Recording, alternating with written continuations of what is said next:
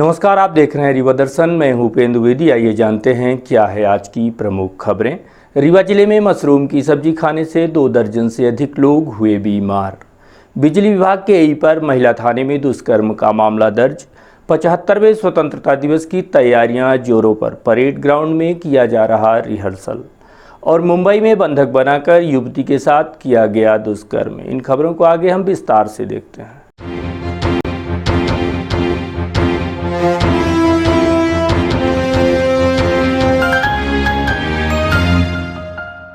Mushroom की सब्जी खाने से 2 दर्जन लोगों की हालत खराब। रीवा जिले के शाहपुर थाना क्षेत्र अंतर्गत बिछरहटा गांव में मशरूम की सब्जी खाने से तकरीबन 2 दर्जन लोग बीमार हो गए हैं, जिसके बाद उन्हें आनन फानन अस्पताल में भर्ती कराया गया है, जहां उनका इलाज चल रहा है और कई लोग गंभीर बताए जा रहे हैं। ऐसा माना जा रहा है कि जंगली मशरूम की सब्जी खाने से लोग फूड पॉइजनिंग के शिकार हुए हैं। रीवा जिले के शाहपुर थाना क्षेत्र अंतर्गत छिरहटा गाँव में उस वक्त हड़कंप मच गया जब गांव के तकरीबन 2 दर्जन लोग अचानक बीमार पड़ गए, जिसके बाद आनन फानन उन्हें अस्पताल में भर्ती कराया गया, जहां पर अब गंभीर अवस्था में बीमार लोगों का डॉक्टरों द्वारा इलाज किया जा रहा है। बताया जा रहा है कि मशरूम की मसालेदार सब्जी खाने से 2 दर्जन लोगों की हालत बिगड़ गई। उल्टी दस्त की शिकायतों के बाद सभी लोगों को उपचार के लिए अस्पताल लाया गया। बीमार लोगों में सर्वाधिक महिलाएँ और बच्चे शामिल हैं, जिन्होंने सब्जी खाई थी। हालांकि उनकी हालत खतरे से बाहर बताई जा रही है। दरअसल शाहपुर थाने के छिरहटा गांव में रहने वाले कुछ बच्चे जंगल से बांस के पेड़ में लगे मशरूम को तोड़कर घर लाए थे, जिसकी महिलाओं ने मसालेदार सब्जी बनाई थी। घर के सदस्यों के साथ आसपास के कई लोगों ने भी इस सब्जी का सेवन किया था। दोपहर सब्जी खाने के बाद अचानक एक एक करके लोगों की हालत बिगड़ने लगी। सब्जी खाने वाले सभी लोगों को उल्टी व दस्त होने लगी, जिसमें ज़्यादातर महिलाएं और बच्चे शामिल थे। घटना से पूरे गांव में हड़कंप मच गया। शाम तक तकरीबन 2 दर्जन लोग इसके शिकार हो गए।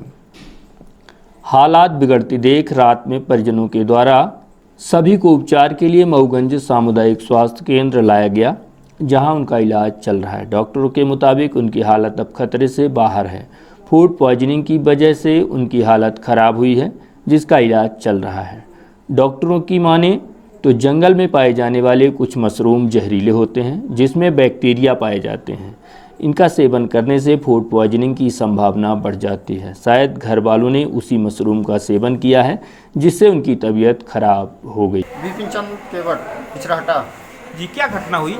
ये आज गांव में जो इमली के नाम से जाना जाता है, मशरूम वो ग्राम चौना में नदी के किनारे, वहाँ पर ये लोग मशरूम निकाले खोद के और उसको बना के खाए हैं। जब से खाए हैं तब से उनको बराबर उल्टी चालू है और कुछ की तो हालत बहुत ज़्यादा गंभीर है। कितने लोग हैं प्रभावित? लगभग 20 लोग, एक ही परिवार के सभी लोग। अच्छे जी। ये घटना कब की है? आज लगभग शाम को खाना बनाया है, लगभग 8 बजे की है। असल में कल रात में हनुमना ब्लॉक से बिछरहटा गांव के कुछ लोग थे, जिसमें महिलाएं और बच्चे थे। तो मशरूम जो बांस के पास होता है वहाँ उगा था, उसको उन्होंने खा लिया। उसके बाद उनको उल्टी और पेट में दर्द की शिकायत हुई। कम से कम 2 दर्जन लोग थे, लेकिन अस्पताल आते ही उनका उपचार हुआ और उनकी हालत अभी स्थिर है। और उन्हें समझाइश दी गई कि इस तरह के जंगली मशरूम जो होते हैं, जो खाने योग्य नहीं होते हैं, उसे नहीं खाना चाहिए। साथ ही साथ इसकी जानकारी बीएमओ हनुमना को भी दे दी गई, जहां वो अपनी स्वास्थ्य विभाग की टीम को भेज के उस मशरूम जहां भी लगा है उसको नष्ट करें और लोगों को समझाइश दें। सभी की हालत स्थिर है। पेट में दर्द और उल्टियाँ थी, जिसे उपचार के दौरान ठीक कर दिया गया। बिजली विभाग के एई पर दुष्कर्म का मामला दर्ज। महिला थाने में दर्ज किया गया मामला। बिजली विभाग एई हेमंत चौधरी पर एक महिला ने दुष्कर्म का आरोप लगाया है, जिसके खिलाफ महिला थाने में मामला भी दर्ज कर लिया गया है। फिलहाल एई फरार बताया जा रहा है, जिसकी पुलिस तलाश कर रही है। एई जबलपुर का रहने वाला बताया जा रहा है। मध्य प्रदेश विद्युत मंडल कार्यालय में पदस्थ एई के खिलाफ एक महिला ने दुष्कर्म किए जाने का आरोप लगाया है। महिला के आरोप पर पुलिस ने एई के खिलाफ अपराध दर्ज कर लिया है और एई की तलाश की जा रही है। की गई कार्यवाही के संबंध में सीएसपी प्रतिभा शर्मा द्वारा जानकारी दी गई कि इस संबंध में पुलिस से शिकायत की गई थी, जिसके बाद पुलिस ने हेमंत चौधरी के खिलाफ बलात्कार का मामला पंजीबद्ध कर आरोपी की तलाश शुरू कर दी है। इसमें एमपीबी में एक पदस्थ अधिकारीगण जिसके ऊपर दुष्कृत्य का आरोप लगा है, जबलपुर के रहने वाले हैं और इनकी छानबीन की जा रही है, अभी फरारी में चल रहे हैं ये, और मामला मेला थाने में दर्ज हो चुका है। इसमें लड़की को पहले से थोड़ा बहुत जान पहचान थी, शादी का झांसा देकर उसके साथ गलत काम किया है और इसमें अभी रिसेंटली उसको पकड़ने के लिए प्रयास भी किए जा रहे हैं, शीघ्र ही पकड़ा जाएगा। 75वें स्वतंत्रता दिवस को मनाने तैयारियां पूर्ण। 12 अगस्त को परेड ग्राउंड रीवा में किया गया परेड का rehearsal. SAF parade ground Rewa में मध्य प्रदेश विधानसभा के अध्यक्ष गिरीश गौतम परेड की सलामी लेकर ध्वजारोहण करेंगे। यह रिहर्सल का कार्य पिछले 2 दिनों से लगातार किया जा रहा है, जिसमें 6 प्लाटून शामिल हैं। रीवा एसएएफ ग्राउंड में 75वें स्वतंत्रता दिवस को हर्षोल्लास पूर्वक मनाए जाने प्रशासन व पुलिस द्वारा तैयारियां जोरों पर की जा रही हैं। मध्य प्रदेश शासन से प्रत्येक जिले में परेड ग्राउंड की सलामी लेने समेत ध्वजारोहण किए जाने प्रोटोकॉल भी आ चुका है, जिसके मुताबिक देश की आज़ादी के इस जश्न को उत्साहपूर्वक मनाए जाने एवं ध्वजारोहण की जिम्मेदारी मध्य प्रदेश के विधानसभा अध्यक्ष गिरीश गौतम को सौंपी गई है, जो परेड की सलामी लेकर ध्वजारोहण करते हुए मुख्यमंत्री के संदेश का वाचन करेंगे। इसी बात को लेकर तमाम तैयारियां की जा रही हैं तथा परेड 2IC सूबेदार अंजलि गुप्ता द्वारा विगत पिछले 2 दिनों से परेड का रिहर्सल कराया जा रहा है। परेड के लिए 6 प्लाटून तैयार किए जा रहे हैं, जिसमें 2 प्लाटून एसएएफ तथा 1 पीटीएस, 2 जिला बल तथा 1 होमगार्ड का शामिल है। आगे भी रीवा के वरिष्ठ अधिकारियों द्वारा परेड ग्राउंड का निरीक्षण किया जाएगा। परेड कमांडर रक्षित निरीक्षक केशव सिंह चौहान होंगे तथा परेड 2IC सूबेदार अंजलि गुप्ता होंगी। चल रहे परेड ग्राउंड के निरीक्षण के संबंध में सूबेदार अंजलि गुप्ता से बात की गई तो उनके द्वारा इस संबंध में जानकारी दी गई। जी, 15 अगस्त परेड का रिहर्सल चल रहा है। पिछले 2 दिनों से रिहर्सल स्टार्ट हुई है। इस रिहर्सल में 6 प्लाटून सम्मिलित हैं, 2 एसएफ के, 1 पीटीएस का, 1 होमगार्ड और 2 जिला बल के। नया यही है कि 15 अगस्त परेड बहुत ही हर्षोल्लास से मनाई जाएगी, उसी की तैयारी चल रही है। इंस्पेक्शन तो अभी हुए वरिष्ठ अधिकारियों का फ़ोन सुबह आया था। सभी प्लाटून को जानकारी ली गई सम्मिलित करने की और उनका निरीक्षण देखिए कल या परसों सुबह वरिष्ठ अधिकारी जरूर परेड का निरीक्षण करेंगे और हमें बताएंगे कि परेड में क्या क्या गलतियां हो रही हैं, उन्हें हम सुधार में लाएंगे। इस बार परेड का कमांडर कौन होगा? परेड कमांडर श्रीमान रक्षित निरीक्षक श्री केशव सिंह चौहान है और परेड 2IC सूबेदार अंजलि गुप्ता पुलिस है। मुंबई में बंधक बनाकर युवती के साथ किया गया दुष्कर्म, पुलिस ने किया मामला दर्ज। मामला बिछिया थाने का है, जहां पर घटना घटित हुई है। पुलिस के मुताबिक किशोरी को युवक ने बहला फुसलाकर उसका अपहरण किया, फिर उसके साथ लगातार दुष्कर्म किया है। पुलिस ने जब पीड़िता को दस्तयाब किया तब घटना का राज सामने आया। पुलिस द्वारा किशोरी के साथ बलात्कार करने वाले आरोपी को भी गिरफ्तार किया गया है, जिससे पूछताछ की जा रही है। मामला बिछिया थाना क्षेत्र का है, जहां रहने वाली एक किशोरी जनवरी महीने में लापता हो गई थी, जिसका मामला थाने में दर्ज हुआ। इसके बाद पुलिस लगातार युवती की तलाश कर रही थी। ऑपरेशन मुस्कान के तहत चलाए जा रहे अभियान में पुलिस ने लापता किशोरी के संबंध में साइबर सेल से जानकारी जुटाई तो उसका लोकेशन मुंबई मिला। फिर पुलिस अधीक्षक राकेश कुमार सिंह के निर्देशन पर थाना प्रभारी जगदीश सिंह ठाकुर ने टीम गठित कर मुंबई के लिए रवाना हुए और किशोरी को मुंबई के रवाले से दस्तयाब किया गया, जिसे आरोपी संदीप पटेल निवासी पांती तथा गोविंदगढ़ द्वारा बंधक बनाया गया था। पुलिस ने आरोपी को भी हिरासत में ले लिया है और दोनों को रीवा लाया गया। पीड़िता ने अपने बयान में आरोपी द्वारा बंधक बनाकर बलात्कार करने की जानकारी दी है। युवक किशोरी को झांसा देकर अपने साथ ले गया था। ऑटो में सवार होकर बस स्टैंड और यहां से बस से इंदौर लेकर गया। उसके बाद इंदौर से किशोरी को मुंबई ले जाया गया, जहां रवाले इलाके में बंधक बनाकर उसे रखा गया। यही नहीं, आरोपी युवक किशोरी को उसके परिजनों से भी बात नहीं करने देता था और लगातार उसके साथ बलात्कार करता रहा। किशोरी के बयान के आधार पर पुलिस ने आरोपी के खिलाफ अपहरण व बलात्कार के तहत मामला दर्ज किया है तथा किशोरी का मेडिकल परीक्षण जिला अस्पताल में कराया जा रहा है। जनवरी महीने में किशोरी गायब हुई थी, जिसके अपहरण का मामला थाने में दर्ज हुआ था। साइबर की मदद से लोकेशन ट्रेस कर उसे मुंबई से बरामद किया गया है। उसने युवक के द्वारा मुंबई में बलात्कार करने की जानकारी दी है, जिसके आधार पर आरोपी के खिलाफ मामला दर्ज कर उसे गिरफ्तार किया गया है। इससे पूर्व भी एक किशोरी को बिहार के छपरा से बरामद किया गया था। जी हाँ, ये जनवरी का मामला था। एक नाबालिग लड़की जो हमारे महाजन टोला से किसी अज्ञात बंदे के साथ कहीं जाने की सूचना मिली थी, उसके साथ अपराध पंजीबद्ध हुआ था और साइबर की मदद से जो है इस लड़की को लोकेशन बॉम्बे में होने से बिछिया की टीम जो है यहाँ से रवाना हुई और जाकर जो है रवाले थाना अंतर्गत उसकी लोकेशन थी, वहाँ से लड़की को दस्तयाब किया गया है। तो लड़की द्वारा बताया गया है कि मुझे जो है मेरी मर्जी के खिलाफ यहाँ से लेके जाया गया है और वहाँ पर 6 महीने तक जो है मेरे को कहीं भी घूमने नहीं दिया गया है और अब तो कमरे में रखा गया था। पुलिस मौके पर जाकर उसको लाई गई और लाकर उसके साथ जो है उसके बयान हुए। बयान में उसने लड़के के खिलाफ जो है बयान दिए हैं, जिसमें अपराध धारा बढ़ गई है। 76 का मामला कायम किया गया है और आरोपी को पकड़ा कर और न्यायालय पेश किया गया है। हाँ, इसमें साइबर टीम का बहुत सराहनीय योगदान रहा है, जिनके माध्यम से हमारी टीम जो है मौके तक पहुँची है और इस कार्रवाई को अंजाम दिया है। हाँ, ये बाद में लड़की के द्वारा ये बताया गया है कि लड़की यहाँ से बस के थ्रू गई है। तो पहले आरोपी जो है इंदौर ले गया था, इंदौर में 1 दिन रखने के बाद फिर वापस बस से बॉम्बे गई है लड़की, जहाँ उसको रखा गया था।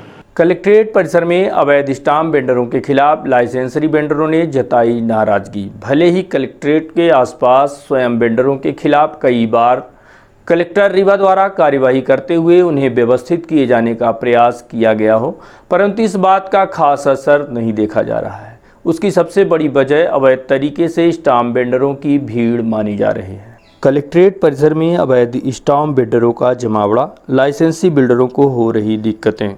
कलेक्ट्रेट परिसर में बैठने वाले स्टाम्प वेंडरों ने नाराजगी जताते हुए बताया है कि कलेक्ट्रेट के चारों तरफ अवैध तरीके से स्टाम्प वेंडरों ने अपना कब्जा जमा रखा है, जिसकी वजह से लाइसेंस लेकर काम करने वाले लोगों को अनेकों दिक्कतें आ रही हैं। इसी बात की शिकायत कई बार जिलाधीश के अलावा पंजीयक अधिकारी व एसडीएम हुजूर से की गई, बावजूद इसके अभी तक इस दिशा में कोई कार्यवाही नहीं हुई।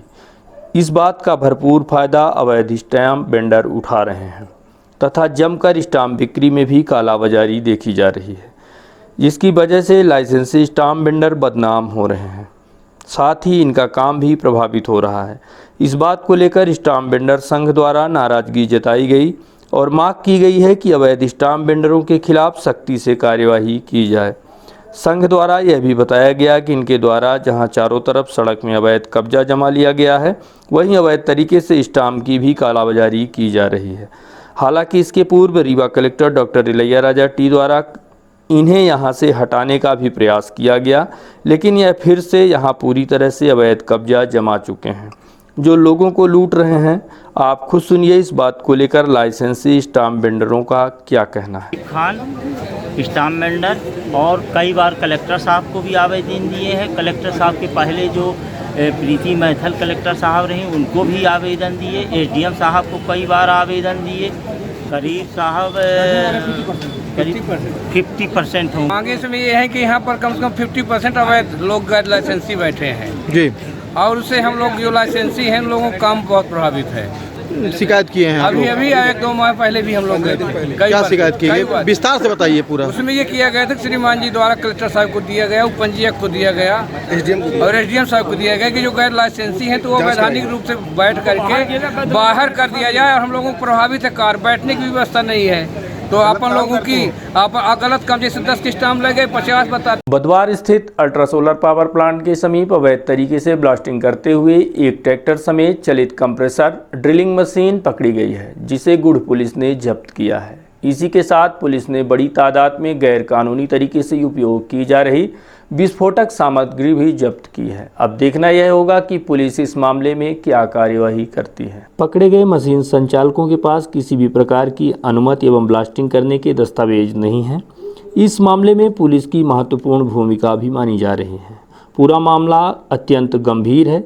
इस प्रकार से यदि बिना अनुमति एवं कागजी प्रक्रिया को नज़रअंदाज किए बिना विस्फोटक सामग्री का उपयोग होता रहा तो यह लोगों के लिए खतरे की बात होगी। ऐसा भी माना जा रहा है कि इस तरह से आतंकवादी संगठन के लिए भी आसानी से यह उपलब्ध कराया जा सकता है, जिससे भविष्य में किसी बड़ी घटना से इनकार नहीं किया जा सकता। जिन लोगों के द्वारा यह कार्य कराया जा रहा है उनके द्वारा मामले में लीपापोती का प्रयास जारी है। अवधेश प्रताप सिंह विश्वविद्यालय के विधि विभाग में बृहद पौधारोपण का कार्यक्रम आयोजित किया गया।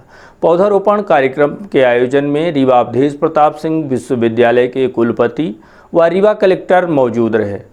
स्वर्गीय शशांक शुक्ला व प्रशांत तिवारी की पुण्यतिथि में यह पौधारोपण का कार्यक्रम संपन्न हुआ। विप्र सेवा संघ के राष्ट्रीय अध्यक्ष राजीव शुक्ला के नेतृत्व में आयोजित शशांक शुक्ला और प्रशांत तिवारी की पुण्यतिथि में इस कार्यक्रम में 10,000 पौधे लगाए जाने का संकल्प लिया गया है, जिसकी शुरुआत विश्वविद्यालय के विधि विभाग से की गई है। विश्वविद्यालय कुलपति डॉक्टर राजकुमार आचार्य और collector doctor Ilaiya Raja T की उपस्थिति में पौधारोपण का कार्य संपन्न हुआ। यह कार्य अत्यंत सराहनीय माना जा रहा है, जो अंकुर योजना के माध्यम से किया जा रहा है, जिसके तहत जगह जगह पौधारोपण करवाया जा रहा है। साथ ही उनकी सुरक्षा के भी बेहतर इंतजाम किए जा रहे हैं। इस दौरान डॉक्टर आरती तिवारी, पुष्पा शर्मा, नीरज दुबे, भोले मिश्रा के साथ साथ विश्वविद्यालय के विधि विभाग के विभागाध्यक्ष doctor Rajeev Dubey, professor Devendra Pandey, doctor Saptamuni Dwivedi, doctor Alok Mishra, doctor Sushil Mishra, doctor Salil Pandey, doctor Khagesh Nath Garg, Rajesh Shukla, Shraddha Singh, Rekha Shukla, Nalini Gupta, Kamlesh Mishra, Shruti Chaturvedi उपस्थित रहे। इनके अलावा विश्वविद्यालय के सभी विभागों के प्राध्यापकगण व कर्मचारी भी मौजूद रहे। अखिल भारतीय ब्राह्मण समाज महिला मोर्चा द्वारा मनाया गया हरियाली तीज 12 अगस्त गुरुवार को अखिल भारतीय ब्राह्मण समाज के तत्वावधान में महिला मोर्चा द्वारा श्रावण मास में हरियाली तीज कार्यक्रम का बड़े ही हर्षोल्लास के साथ आयोजन किया है। अखिल भारतीय ब्राह्मण समाज के तत्वावधान में महिला मोर्चा द्वारा सावन मास में हरियाली तीज का कार्यक्रम हर्षोल्लास के साथ मनाया गया। कार्यक्रम की विधिवत शुरुआत गणेश जी की प्रतिमा में दीप प्रज्वलन एवं पूजन के साथ किया गया। तत्पश्चात महिला मोर्चा की तरफ से संभागीय अध्यक्ष श्रीमती गीता शुक्ला का माल्यार्पण से स्वागत संभागीय प्रभारी विमला शुक्ला एवं संगठन मंत्री रश्मि मिश्रा द्वारा किया गया।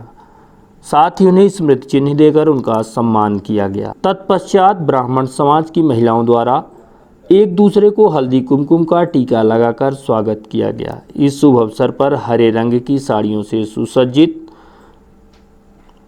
महिलाएं कलात्मक चूड़ियों से महिलाओं ने कार्यक्रम को मनमोहक बना दिया था। हरियाली तीज की मान्यता अनुसार महिलाओं ने मधुर हरियाली गीत संगीत की धुन में गाकर नृत्य करके उत्सव मनाया।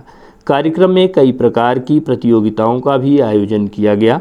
महिला मोर्चा की टीम ने पर्यावरण की रक्षा एवं प्राकृतिक सौंदर्यीकरण को आगे बढ़ाते हुए वृक्षारोपण कार्यक्रम भी किया, जिसमें नीम, आंवला, आम आदि के पौधे रोपे गए। कार्यक्रम में मुख्य रूप से संभागीय अध्यक्ष गीता शुक्ला, संभागीय प्रभारी विमला शुक्ला, संगठन मंत्री रश्मि मिश्रा, संभागीय कार्यकारी अध्यक्ष संजू त्रिपाठी, संभागीय संयोजिका रुचि मिश्रा, संभागीय मंत्री राधा शुक्ला, सरला द्विवेदी, सुनीता शुक्ला, क्षिप्रा तिवारी, ललिता मिश्रा, स्मृति अग्निहोत्री, प्रतिमा मिश्रा, प्रीति मिश्रा, जयश्री द्विवेदी, अंजू द्विवेदी, ममता चतुर्वेदी, योगिता दुबे, रश्मि पांडे, प्रिया द्विवेदी, सरोज मिश्रा, निर्मला तिवारी, आस्था पांडे आदि ब्राह्मण समाज की महिलाएं उपस्थित रहीं। यहाँ पे अखिल भारतीय ब्राह्मण महासभा महिला मोर्चा के द्वारा आज हरियाली तीज महोत्सव का कार्यक्रम किया गया है, जिसमें कि गणेश जी की पूजा की गई है और उसके साथ साथ हमारी जितनी सारी बहनें हैं सभी हरे रंग को आज विशेष महत्व दिया गया है। तो सभी ने हरी साड़ियाँ पहन के रखी हैं, हरी चूड़ियाँ, हाथों में मेहंदी। प्रदेश के मुखिया शिवराज सिंह 13 अगस्त को जिले के 4 ऑक्सीजन प्लांटों का करेंगे वर्चुअली लोकार्पण। मुख्यमंत्री शिवराज सिंह चौहान 13 अगस्त को रीवा जिले के 4 ऑक्सीजन प्लांटों का वर्चुअली लोकार्पण करेंगे। मुख्यमंत्री श्री चौहान औद्योगिक क्षेत्र चुरहटा तथा जेपी एसोसिएट्स द्वारा निजी पूंजी निवेश से स्थापित 500 एलपीएम क्षमता के ऑक्सीजन प्लांटों का लोकार्पण करेंगे। मुख्यमंत्री सुपर स्पेशलिटी हॉस्पिटल में जनभागीदारी से स्थापित 500 एलपीएम क्षमता के तथा जिला चिकित्सालय परिसर में मुख्यमंत्री राहत कोष से स्थापित 200 एलपीएम क्षमता के ऑक्सीजन प्लांटों का लोकार्पण करेंगे। लोकार्पण कार्यक्रम औद्योगिक पार्क उद्योग विहार चुरहटा रीवा में दोपहर 3 बजे से आरंभ होगा। निर्धारित कार्यक्रम के अनुसार दोपहर 3 बजे से 3:02 तक दीप प्रज्वलन एवं कन्या पूजन किया जाएगा। दोपहर 3:02 से 3:07 तक पूर्व मंत्री एवं रीवा विधायक राजेंद्र शुक्ल द्वारा स्वागत उद्बोधन दिया जाएगा। इसके बाद मुख्यमंत्री श्री चौहान 3:07 से 3:10 तक जिले के चारों ऑक्सीजन प्लांटों का वर्चुअली लोकार्पण करेंगे। सेना में रैली भर्ती कराए जाने की मांग को लेकर युवाओं द्वारा कलेक्ट्रेट कार्यालय पहुंचने पर तहसीलदार द्वारा युवाओं के साथ किए गए गलत व्यवहार सहित युवाओं के खिलाफ मुकदमा दायर किए जाने को लेकर कांग्रेस नेता व मऊगंज के पूर्व विधायक सुखेंद्र सिंह बन्ना द्वारा इस कार्य की निंदा की गई है। साथ ही इसे अत्यंत दुर्भाग्यपूर्ण बताया है। आप खुद सुनिए इस मामले में सुखेंद्र सिंह बन्ना का क्या कहना है। मोबाइल फेसबुक के माध्यम से ये देखा कि कल हमारे रीवा जिले या रीवा संभाग के युवा कलेक्टर अपनी बात कहने के लिए अपनी बात देश के प्रधानमंत्री प्रदेश के मुख्यमंत्री को कहने के लिए गए, लेकिन उनके साथ क्या घटना घटी ये हमें बताने की जरूरत नहीं। जब हिंदुस्तान में नरेंद्र मोदी की सरकार बनी तो युवाओं को सपना दिखाया गया कि हिंदुस्तान के युवाओं को रोजगार नरेंद्र मोदी की सरकार देगी, लेकिन बड़े दुर्भाग्य के साथ ये कहना पड़ रहा है कि रीवा कल इतनी बड़ी जो घटना घटी इससे ये प्रतीत होता है कि देश में युवाओं की क्या हालत है। ये जीता जागता उदाहरण कल रीवा कलेक्ट्रेट से पता चला। मैं आपके माध्यम से ये बताना चाहता हूँ और पूछना भी चाहता हूँ कि अगर कोई समस्या चाहे युवा हो चाहे किसान चाहे जो भी युवा अगर बेरोजगारी 5 साल 7 साल बीत गए, अगर वो बात अपनी कलेक्ट्रेट के माध्यम से प्रधानमंत्री तक मुख्यमंत्री तक पहुंचाना चाहता था, इसमें बुराई क्या थी। अब फिर वो कलेक्टर से जा करके अपनी बात नहीं कहे तो क्या चपरासी से कहेगा। और इस तरीके से वहाँ पे नायब तहसीलदार या जो भी पुलिसकर्मी लगा करके उनके साथ इस तरीके से उनके माता पिता के खिलाफ तक की अभद्र बातें की गई, ये कहाँ तक न्याय उचित। इससे ये साबित होता है यह सरकार पूरी तरह से फेल है और इस तरीके से बर्बरता कर रही है। वहीं दूसरी तरफ युवाओं के खिलाफ प्रशासन की इस ज्यादती पर कांग्रेस शहर अध्यक्ष व कांग्रेस नेता गुरमीत सिंह बंगू ने भी इस कृत्य की भर्त्सना की और इसे प्रशासन की तानाशाही बताया और कहा कि शीघ्र ही युवाओं के खिलाफ दर्ज मुकदमा वापस लिया जाए। कल हमारे रीवा जिले के सेना में भर्ती होने वाले बेरोजगार नौजवान साथी कलेक्ट्रेट पहुंचे और वहां कोई जब सुनने वाला नहीं था तो अपनी बातों को दमदारी से रखने के लिए उन्होंने प्रदर्शन किया। कलेक्टर साहब का पता नहीं था तो नायब तहसीलदार जी को उनका ज्ञापन लेने भेज दिया गया और नायब तहसीलदार जी की जो भाषा थी वो बिल्कुल अमर्यादित थी कि आप अपने पिता को मारो, आप अपनी माता जी को मारो। यह एक पढ़े लिखे अधिकारी के मुंह से यह भाषा बिल्कुल अच्छी नहीं लगती और यह संस्कार जो नौजवान पीढ़ी को वो दे रहे हैं वह पूर्णतः गलत है। मैं नायब तहसीलदार जी से जानना चाहता हूं कि नायब तहसीलदार जी आप बताइए कि इस तरह का भाषा का जो प्रयोग आपने किया है, कल आपके ही कुछ चाहने वाले या परिजन आपके ऊपर इस तरह की भाषा का उपयोग करें कि आप अपने पिता को मारो, अपने माँ को मारो, तो कैसा लगेगा। यह रीवा जिले के लिए कल का दिन काला दिवस के रूप में था जो आपने जिस भाषा का उपयोग किया है। इस भाषा का जवाब आपको उसी भाषा के अंदर आने वाले समय में मिलेगा। और सुन लीजिए नायब तहसीलदार जी कि अब भारतीय जनता पार्टी के कमल का फूल जेब में रख के चलना बंद कर दीजिए।